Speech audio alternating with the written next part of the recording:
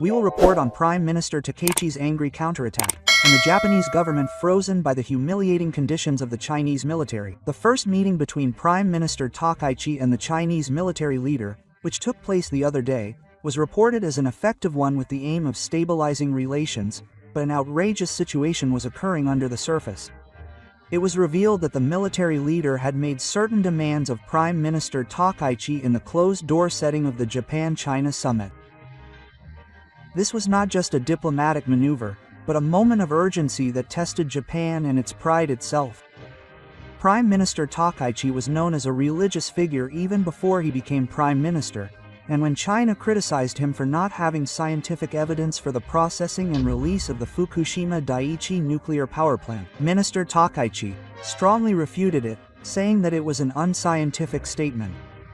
With her becoming Prime Minister, the Chinese side was initially very wary of the birth of the Takaichi administration. However, this time, a ghost story has come true.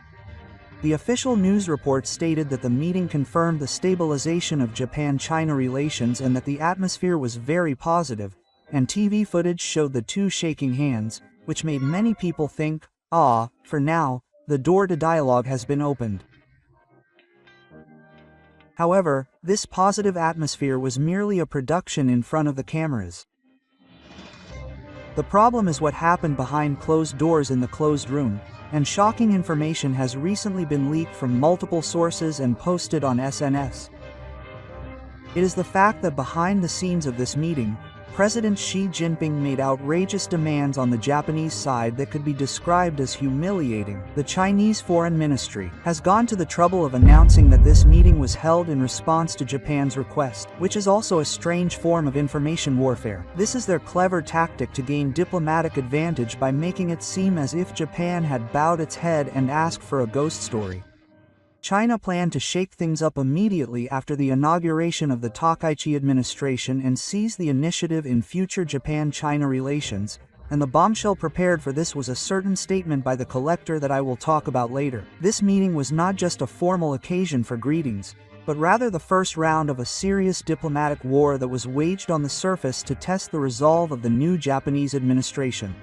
What exactly did the collector demand of Prime Minister Takaichi? According to the news, the collector began by telling Prime Minister Takaichi that he should implement the political agreement to remember history and move forward into the future. Up to this point, it was the usual rhetoric, a kind of mantra that the Chinese side always recites when dealing with Japan, but the collector did not stop there and went even further, referring to Murayama, who clearly stated his apologies for past occupations, land embarrassments, and invasions.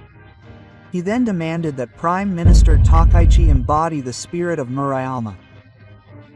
It was not just a simple request that he not forget, but a demand that was almost like an order, with extremely strong pressure that his administration should continue to demonstrate that spirit of atonement and demonstrate it even more actively. On SNS, there were many voices saying that this was either his true intentions or that he was testing Japan.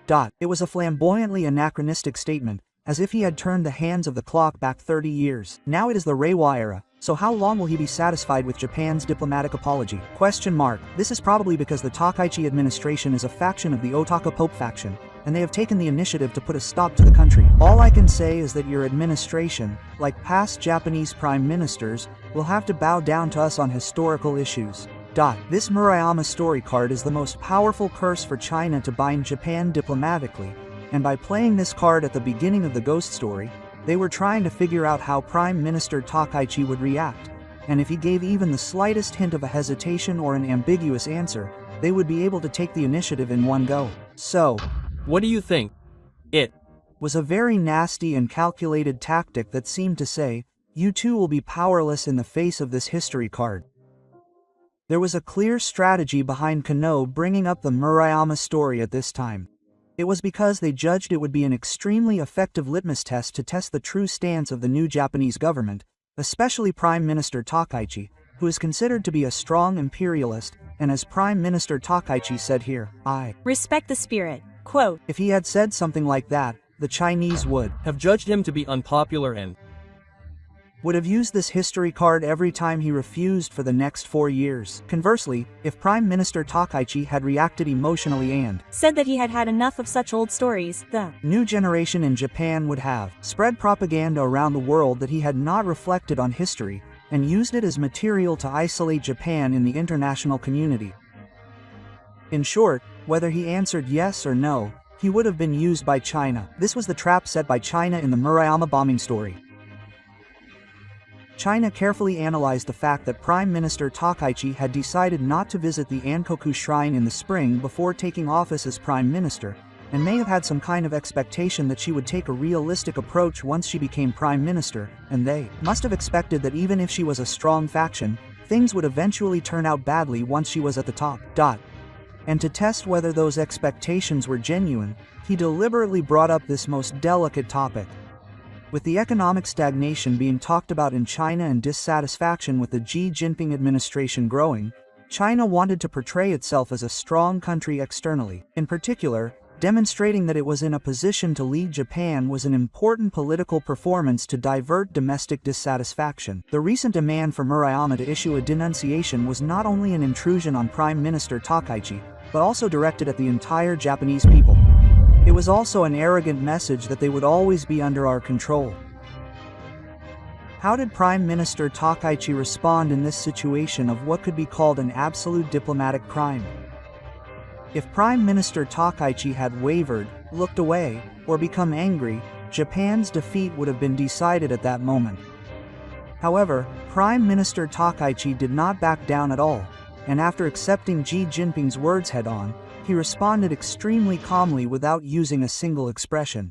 The Prime Minister stated that while there were various ideas and challenges, he wanted to reduce them, increase understanding and cooperation, and produce concrete results.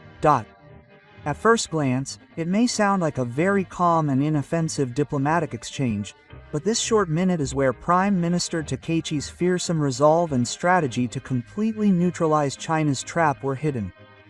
This was not a simple deflection, but a brilliant counterattack that could be called a silent counterattack. Regarding this response, there were many comments on SNS praising Prime Minister Takaichi, such as, "He has resolve in every word. It's really cool that he didn't get angry, didn't flatter, and just quietly pushed back."